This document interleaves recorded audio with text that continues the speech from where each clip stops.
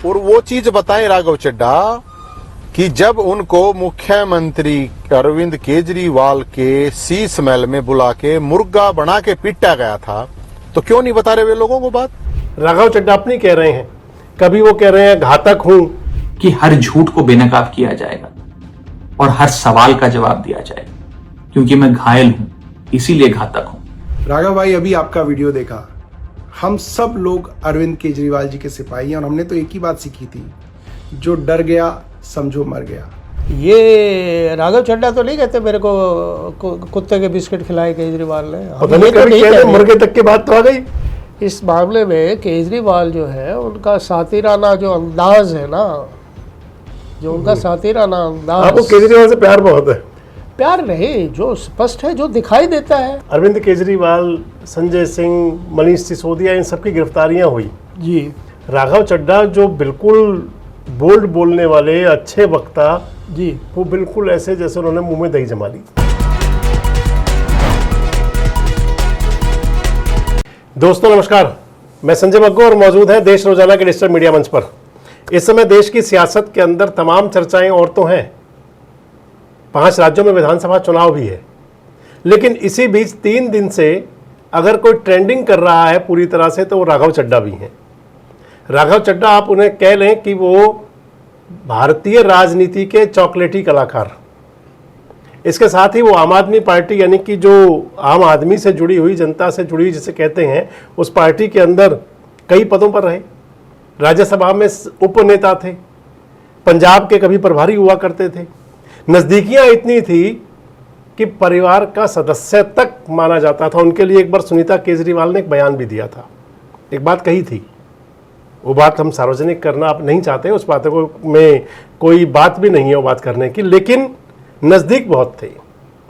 और आज कहें तो स्थिति ऐसी बन गई कि जैसे दूध से मक्खी निकाल के फेंक दी जाती है, कुछ इसी अंदाज में।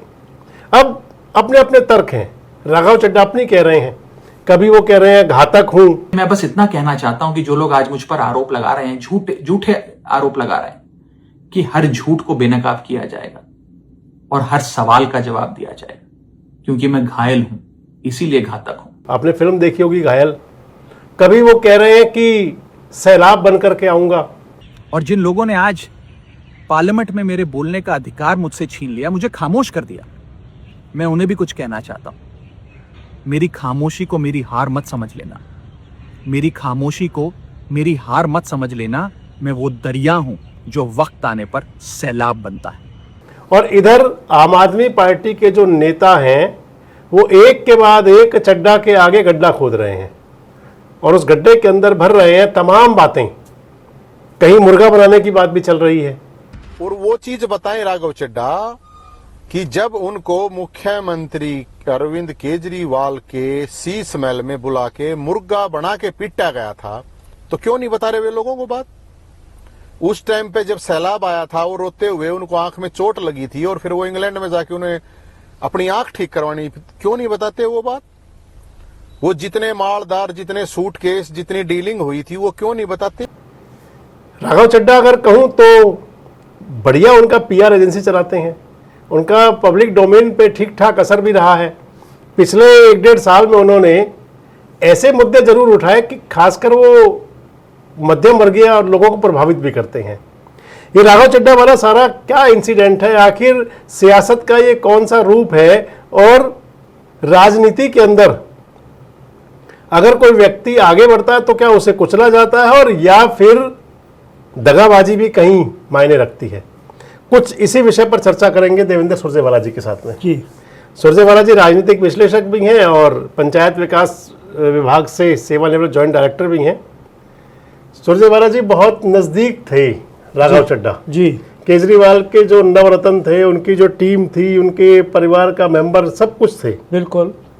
और एकाएक उनको उपनेता पद से हटा दिया गया, पार्टी से सस्पेंड की बात क्या है? सब ऐसा है, देखिए, अक्सर राजनीति में जो बहुत नज़दीक होते रहे वो किसी न किसी मोड़ पर कुछ समय बाद देखा गया है, अक्सर दूरियां इतनी हो जाती है कि वो दूर ही चले जाते हैं। बहुत सी जगह आपने देखा होगा। और ये भी कहावत है कि राजनीति में ना जो सीढ़ी बना के चलते हैं उस सीढ़ी को गिरा दिया जाता है बाद में। हाँ, खुद चढ़ने के बाद, ताकि उस पर वो या कोई और ना चढ़ जाए। अच्छा, उस सीढ़ी को गिरा देते हैं। मतलब जिस सीढ़ी से चढ़ता है व्यक्ति उस सीढ़ी खुद हटा देता है। अब जैसे मैं ऊपर चढ़ रहा हूँ, सीढ़ी से जा रहा हूँ, तो मैं जो ऊपर जब चला गया तो उस सीढ़ी को गिरा देना चाहिए, राजनीति ये कहती है। और बहुत से लोग ऐसे रहे जो नज़दीक रहे और बाद में वो बिछड़ गए। वो एक गाना था ना, बिछड़े बारी बारी। तो अब राजीव गांधी जी के साथ अरुण नेहरू और अमिताभ बच्चन बहुत नज़दीक थे, और अरुण सिंह भी थे। और बाद में फिर देखा आपने, वो एक एक करके सब चले एक एक करके सब चले गए। और केजरीवाल साहब के बारे में तो मैं ये कहूँ, ये तो जो इनके बहुत नवरत्न जो बहुत नज़दीक रहे हैं, चाहे वो प्रशांत भूषण हो, आपके मिस्टर यादव हो, योगेंद्र यादव हो, या वो कविराज भी है अपने, कविराज है, वो बहुत नज़दीक रहे। किरण बेदी जी थे, बहुत लोग। किरण बेदी आम आदमी पार्टी में तो कभी भी नहीं रही शायद, आंदोलन में बहुत सक्रिय और बहुत साथ, और वो साजिया इल्मी और ये सब लोग थे। और वो थे हमारे देवेंद्र क्या थे, जो ये नवीन जयंत भी थे, हरियाणा वाले जयंत थे। वो धीरे धीरे सारे छट गए। एक मैं तो ये समझ रहा हूँ कि हमारे एक वो स्वाति मालीवाल भी थी, स्वाति माल, सब छोड़ गए, सब चले बिछड़े सब बारी बारी, सब बिछड़े बारी बारी। एक पंजाब के मुख्यमंत्री, वो भी इस पद पे बैठे शायद, वरना तो मैं नहीं समझता। तो न जाने कब बारी आएगी दिसोदिया और आपके, वो भी बहुत पीछे चले गए। हमारे जो ट्रांसपोर्ट मिनिस्टर हैं गोपाल राय, आजकल उनका भी कोई बहुत ज़्यादा नहीं आता। तो ऐसा ऐसा। और जहाँ तक सवाल है चड्ढा की, भाई ये तो ही वॉज मोर देन, और वहाँ आपने जिक्र किया पारिवारिक रिश्ते भी, और सुनीता जी का बयान, और ये भी कि भी चंडीगढ़ वो देखेंगे। और वो चंडीगढ़ इनको सेटल भी किया गया था जी, कि भी देखेंगे तो यही राजकाज। वो तो ये था कि रिमोट कंट्रोल चलाएंगे यही। हाँ, चलाया, क्योंकि भगवंत मान जी के लिए तो कह देते थे कि 8 PM वाले मुख्यमंत्री वो चला भी कुछ दिन, और चला भी। और फिर जैसा वो रिश्ता था ना, ये रिश्ता क्या कहलाता है, उसमें कुछ आया ट्विस्ट, और उस ट्विस्ट के बाद फिर वो वहाँ से उनको चंडीगढ़ से शिफ्ट करके वो दिल्ली लाए गए जी। और दिल्ली भी उनको चलिए राज्यसभा भेज दिया, और स्पोक्समैन थे, उपनेता थे। और देखिए राघव चड्ढा पार्लियामेंट में जैसे न्यू कमर थे, उनका जो वक्तव्य आता रहा और जो वो बोलते रहे, बहुत अच्छा। और आम आदमी के लिए और इवन पॉलिटिशियन के लिए भी उन्होंने, मिडिल क्लास के लिए खासकर था उनका। गीगा वर्कर्स पर कहा, वो जो जोमेटो और उनके जो वर्कर्स हुआ करते थे कि डिलीवरी का टाइम फिक्स हो करके, और उस वजह से एक्सीडेंट होते हैं उनके। 10 मिनट की डिलीवरी का खतरनाक ट्रेंड चल रहा है। डिलीवरी टाइम के प्रेशर के चलते लाल बत्ती पे खड़ा एक डिलीवरी बॉय यही सोचता रहता है कि लेट हुआ तो रेटिंग गिर जाएगी, इंसेंटिव कट जाएगा, ऐप लॉग आउट कर देगी या आईडी ब्लॉक कर देगी। इसीलिए 10 मिनट की डिलीवरी के लिए वो ओवर स्पीडिंग करता है, लाल बत्ती जंप करता है और अपनी जान को जोखिम में डालता है। दूसरा दर्द है सर कस्टमर का गुस्सा, कस्टमर का हैरेसमेंट का भी एक परमानेंट डर इनके मन में होता है। जैसे ही ऑर्डर 5 से 7 मिनट लेट होता है, देखा जाता है कि कस्टमर फोन करके पहले तो डांटता है, फिर जब ऑर्डर डिलीवर करने आता है तो उसे धमकाता है कि मैं तेरी कंप्लेंट कर दूंगा, और उसके बाद 1 स्टार की रेटिंग देकर उसके पूरे महीने का परफॉर्मेंस और बजट बिगाड़ देता है। इसके अलावा उनको कोई मेडिकल ट्रीटमेंट सुविधाएं नहीं, किसी न किसी नेगेटिव मार्किंग उनके लिए, ये सब कुछ किसी न किसी को तो आप लेके चलते हैं। कोई टैक्सी ड्राइवर को लेके चलता है, कोई जोमेटो बॉय, जो डिलीवरी बॉय को लेके चलता है, कोई किसान को लेके चलता है। इसके अलावा उन्होंने वो जो लगाए एयरपोर्ट में महंगी चाय, इसके अलावा उन्होंने ये राजनीति के लिए भी एक बात बहुत शानदार कही थी कि राजनीति में जो लोग आते हैं ये सेवा भाव के लिए आते हैं। जब सेवा भाव के लिए आते हैं तो फिर इनको पेंशन पर्क्स और इतने भारी भारी वो पैसा, वो क्यों? ये जो DA TA और जो है जबकि पार्लियामेंट के उसमें इलेक्शन में इनको चाय और सारा कुछ सब्सिडाइज मिलता है, इनकम टैक्स के भी इनको छूट और भी छूट, हवाई यात्राएं छूट, इतनी छूट के बावजूद भी फिर भी इनको ये पेंशन और ये सब चीज़ें क्यों, अगर सेवा भाव है।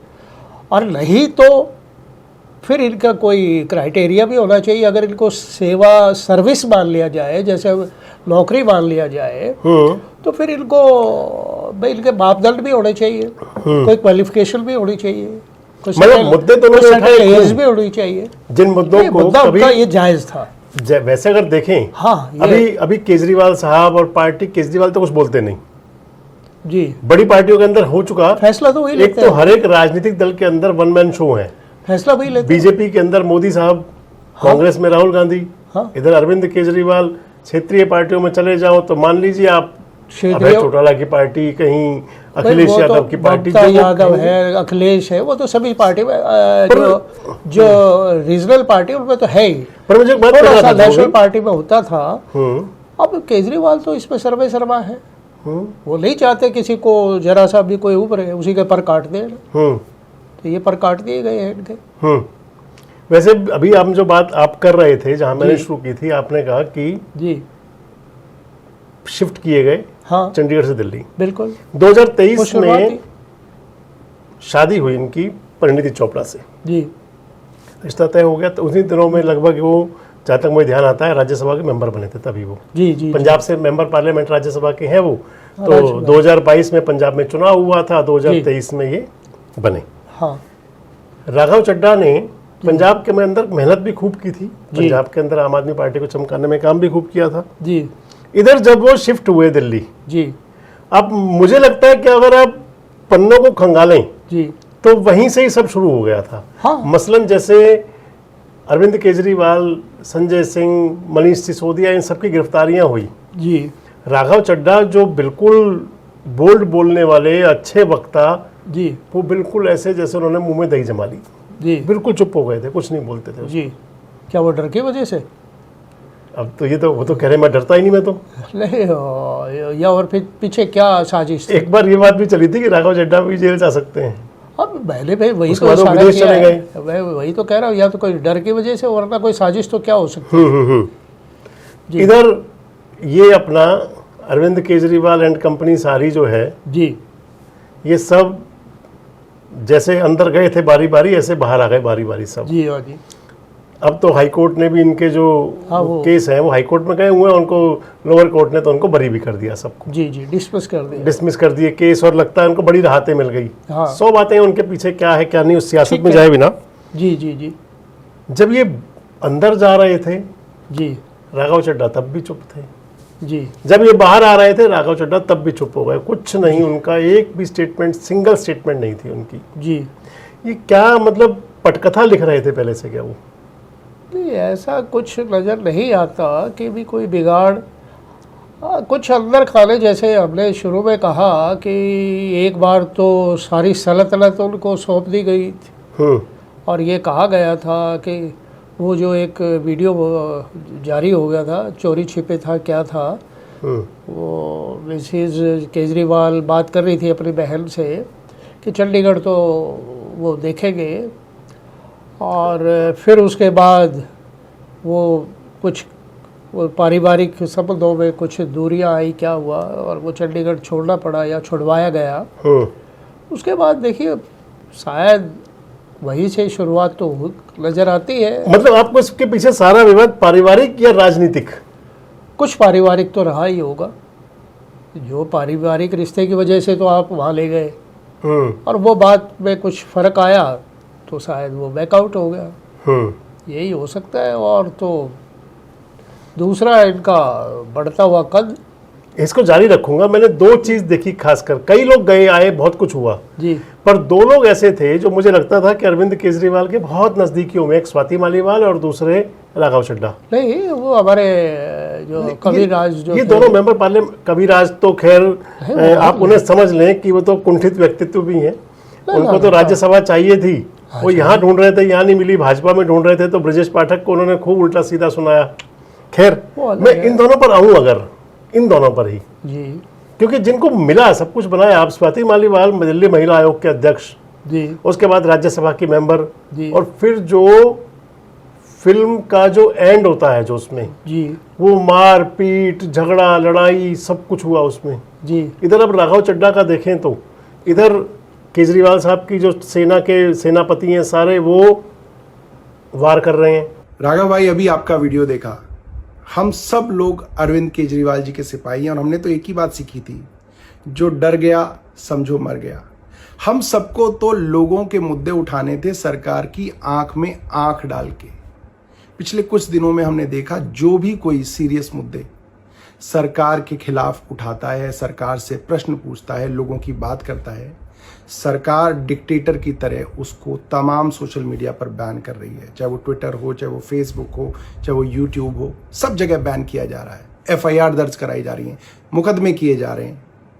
सरकार को इससे कोई फर्क नहीं पड़ता कि कोई सॉफ्ट PR अपनी पार्लियामेंट में करे, क्योंकि पार्लियामेंट में एक छोटी सी पार्टी का बड़ा लिमिटेड टाइम होता है। उसमें अगर कोई समोसों की बात उठा रहा है तो उससे ज़रूरी है कि देश के बड़े मुद्दों की बात उठाएं। पूरे देश में हमने देखा हर राज्य में चुनाव से पहले सही लोगों के वोट काटे जाते हैं और नकली और झूठे वोट बना के सरकार पूरी बेईमानी के साथ सिस्टम पे कब्जा करके चुनाव जीत रही है। वेस्ट बंगाल में भी यही हो रहा है। अभी सारे विपक्षी पार्टियों ने CEC को इम्पीच करने के लिए मोशन लाना चाहा, आपने उसको साइन करने से मना कर दिया।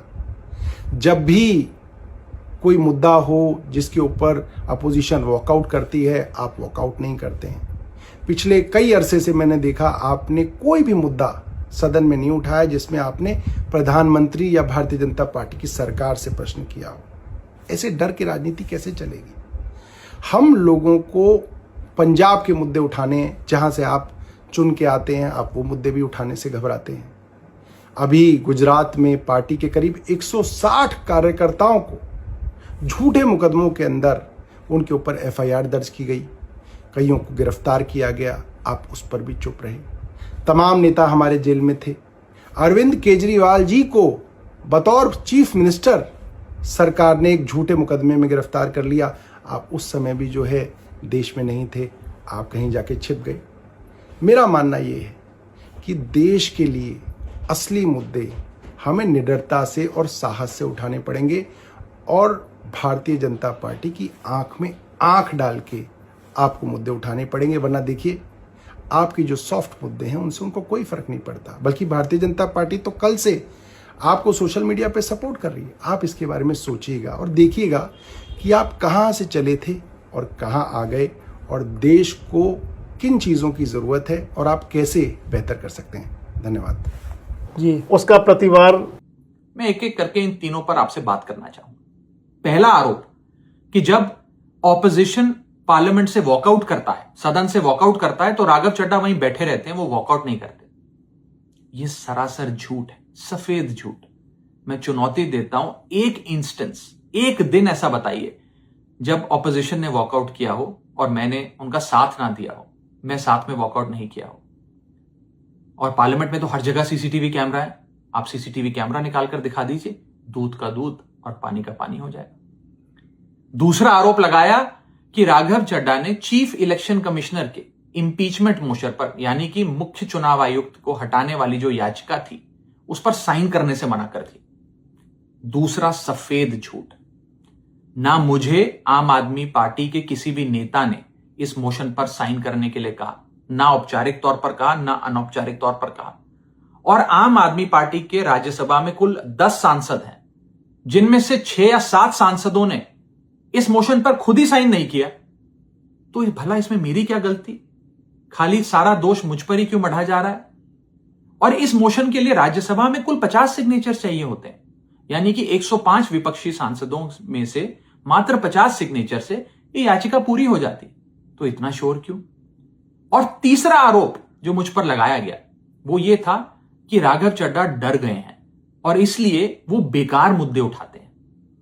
पहली बात मैं बता दूं कि मैं पार्लियामेंट में शोर मचाने, चीखने, चिल्लाने, माइक तोड़ने या गाली देने नहीं गया। मैं वहां पर जनता के मुद्दे उठाने गया हूं, लोगों की बात करने गया हूं। राघव चड्ढा कर रहे हैं जी। एक वो पुरानी चलती थी ना, तीरों पे मारे तीर और तीरों पे तीर चला रहे हैं, तो एक दूसरे पे तीर चला रहे हैं दोनों तीरन पर तीरन चले, ठीक है, पे तीर चल रहे हैं। राजनीति के अंदर अगर मैं खासकर कहूं, जी वैसे तो सभी जगह है, हाँ, पर राजनीति में खासकर मैं कहूं कि जो बढ़ता हुआ आदमी वाकई पसंद नहीं आता या कुछ और है, ऐसा ही है, बिल्कुल ऐसा ही है। खाली राजनीति में और कहीं राजनीति में ज्यादा है, राजनीति में राजनीतिज्ञ अपने साय से भी डरता है, मेरे एक परिचित है सुरजेवाला जी, अपने साय से भी डरता है। हाँ राजनीति में खासकर मेरे एक परिचित हैं, वो अपनी एक भजन मंडली टाइप का होता है वो चलाते हैं जी, रागनी वगैरह का गाने का, सियासी प्रोग्रामों में, सामाजिक कार्यक्रमों में उनका कार्यक्रम होता है। जी जी, तो वो खुद अच्छे गायक हैं, हाँ, मैं उनका नाम नहीं ले रहा, अच्छे गायक चलिए, अच्छा बोलते ठीक हैं। एक उनका जूनियर असिस्टेंट हुआ करता था, पहले तो वो ढोलकी बजाता था, जी, उसके बाद में वो हारमोनियम पे हुआ करता था। कहीं मुखिया तो नहीं बन गया? वो उसको फिर मैंने एक बार देखा कि उनकी वो टीम में नहीं था। जी, मैंने उनसे पूछा, मैंने कहा भाई वो तुम्हारा जो सहयोगी थे वो दिखते नहीं। हाँ, तो कहने लगा जी देखो जी वो जो है वो मैं ताल नहीं मिला सकता था मेरे साथ। अच्छा, तो ताल से ताल मिलाएगा तो साथ चलेगा, अगर अपनी ताल चलाएगा तो फिर वो लग जाएगा। होता ही है। राजनीति हो या कुछ, अब ये नहीं, देखिए, ये तो देखिए आप कहीं भी किसी भी प्रोफेशन में देख लीजिएगा, हम्म, इवन आप किसी मैकेनिक के देख लीजिएगा, उसकी दुकान पे जो काम सीखता है, फोटोग्राफर का है, किसी भी राजमिस्त्री का है, थोड़े दिन के बाद वो अपना अलग से हो मतलब ये जाता क्या है। मानवीय चरित्र है कैसा क्या? हाँ, कि मानवीय कोई बढ़ता चरित्र हुआ देख नहीं सकते किसी, बढ़ता हुआ भी नहीं देख सकता, और वो भी आदमी अपनी फिर तलाश करता है कि मैं अपना अलग से क्यों ना करूं। वो सबॉर्डिनेशन नहीं है वो पसंद करता। हम कभी अगर चर्चा करें कोई सामाजिक बात की तो कहते हैं बड़ी मछली छोटी मछली को खा जाती है। बड़ा पेड़ के नीचे छोटा पेड़ नहीं पनपता, तो वो पेड़ छोटे वाला भी सोचता है कि भी मैं, तो ये तो सभी में हो गया, जीव जंतुओं में भी, पशु बट पक्षियों में, यहाँ वनस्पतियों थोड़ा में। सा फर्क एक और आ गया ना, जो आप चर्चा कर रहे हैं इस मामले में, केजरीवाल जो है उनका सातिराना जो अंदाज है ना, जो उनका सातिराना अंदाज, आपको केजरीवाल से प्यार बहुत है? प्यार नहीं, जो स्पष्ट है, जो दिखाई देता है। तो सभी पॉलिटिकल पार्टी सभी कर रही हैं तो आजकल। नहीं देखिए, ऐसे उठा, आदमी- असम के अंदर कांग्रेस को जो नुकसान हुआ सारा, वो हेमंत बिस्वा शर्मा को पार्टी से बाहर निकालने के बाद हुआ। जी, हेमंत बिस्वा शर्मा का एक इंटरव्यू आज तक सब लोग देखते होंगे, आपने भी देखा होगा, मैंने भी वो देखा। बिस्किट वाला, कुत्ते को बिस्किट खिला रहे थे, हाँ। कह रहे और सब पूछा बकवास ही बातें हैं, और ऐसे तो जुमले, ऐसी बातें जोड़ के ये लोग माहिर होते हैं पॉलिटिशियन। मतलब राहुल गांधी कर रहे हैं तो जुमला है वहां पर, नहीं, जुमला केजरीवाल बाहर कर दे किसी को तो नहीं, हम कह रहे हैं शार्प पॉलिटिशियन है वो। उसमें इस फर्क है ना, आप बात जो कर रहे हैं भी, उन्होंने ये कहा, ये राघव चड्ढा तो नहीं कहते मेरे को कुत्ते के बिस्किट खिलाए केजरीवाल ने। हम पता ये नहीं तो कभी नहीं कहते कह रहे। मुर्गे तक की बात तो आ गई, ये हम तो मुर्गा नहीं बना कह दिया था, ऐसी बातें तो चलने में रहे। सुनने ये में हम आनी तो शुरू नहीं हुई। कह रहे। और वो चीज बताएं राघव चड्ढा कि जब उनको मुख्यमंत्री अरविंद केजरीवाल के शीश महल में बुला के मुर्गा बना के पीटा गया था, तो क्यों नहीं बता रहे वे लोगों को बात? उस टाइम पे जब सैलाब आया था, वो रोते हुए, उनको आंख में चोट लगी थी, और फिर वो इंग्लैंड में जाके उन्हें अपनी आंख ठीक करवानी, क्यों नहीं बताते वो बात? वो जितने मालदार, जितने सूटकेस, जितनी डीलिंग हुई थी, वो क्यों नहीं बताते? लेकिन इस बात से तो कोई दो राय नहीं, हर आदमी का अपना अलग से चरित्र होता है, स्वभाव अलग अलग होता है। कोई इस मामले में जरा नरम होता है, कोई आदमी जरा ज्यादा चुस्त होता है। अब तो यही कह रहे हैं भी केजरीवाल इस मामले में जरा ज्यादा चुस्त है। अब हर नेता का अपना अलग स्वभाव है। दो भाई हैं, दोनों का अलग अलग होता है, एक ही माँ के पेट से पैदा हुए हैं, दोनों का अलग है, नेचर ही अलग होता है। तो जहाँ तक सवाल है, संजय गांधी की सोच कुछ और थी, राजीव की कुछ और थी। चलिए समापन में आते हैं। क्या लगता है आपको, राघव चड्ढा जो इन गड्ढों को भरेंगे जी, और या फिर इन गड्ढों को, मतलब गड्ढे के भरने का, कि आपको वापसी आने की कोशिश भी रहेगी नजदीक आने की आम आदमी पार्टी की, और या फिर वो अपना रास्ता लगता रखेंगे? लगता मुश्किल है। ऐसे जब दुराव बिछड़ा जब हो जाता है तो नज़दीकियाँ दोबारा, अगर वो ये ना रहीमन वाला दोहा, जब गांठ पड़ जाए तो फिर जुड़ती नहीं है। वो जुड़ती नहीं है फिर। रही मन धागा प्रेम का, मत तोड़ो चटकाए, हाँ। टूटे फिर ना जुड़े, जुड़े गांठ पड़ जाए। गांठ पड़ जाए तो जो गांठ पड़ जाती है ना, कई बार तो गांठें मजबूत भी करती हैं डोरी को। नहीं ऐसा देखा नहीं है उसमें, राजनीति में ऐसा कभी दोबारा से बहुत मुश्किल है। मतलब मान के चलें कि भारतीय जनता पार्टी को एक और चॉकलेटी कलाकार मिल सकता है सियासत का। जा सकते हैं वो, जा सकते हैं, रास भी आएगी। राज तो अपने आप है इस मामले में, तो भाजपा बहुत मशहूर है, वो अपनाने के लिए वो तो तैयार बैठे होते हैं।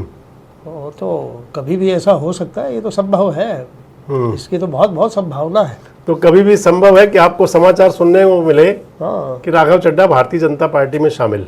जी, वो हो सकता है कि अभी उनका टर्म पड़ा हुआ है राज्यसभा के मेंबर का, जी। अभी उसमें शायद 2028 के बाद वो टर्म पूरा होना है उनका। हाँ 29 के चुनाव में आप देख सकते हैं शायद ऐसी घटना घट जाए। तो हो सकता है कि राघव चड्ढा टीम मोदी में शामिल हो जाए, और या फिर क्या कोई पटकथा थी जिसके आधार पर ये सब कुछ चल रहा है। आपको क्या लगता है, क्या ये अरविंद केजरीवाल की हठ धर्मिता है, और या फिर सियासत के अंदर सब चंगा है, सब चलता है? कमेंट बॉक्स में जरूर बताएं। जुड़े रहे हमारे साथ, देखते रहें देश रोजाना। हमारे साथ जुड़े रहने के लिए सब्सक्राइब करें देश रोजाना के YouTube चैनल को, और नई वीडियो की नोटिफिकेशन पाने के लिए बेल आइकन जरूर दबाएं। अगर आप ये वीडियो Facebook या Instagram पर देख रहे हैं तो पेज को लाइक और फॉलो जरूर करें और ज्यादा से ज्यादा शेयर करें।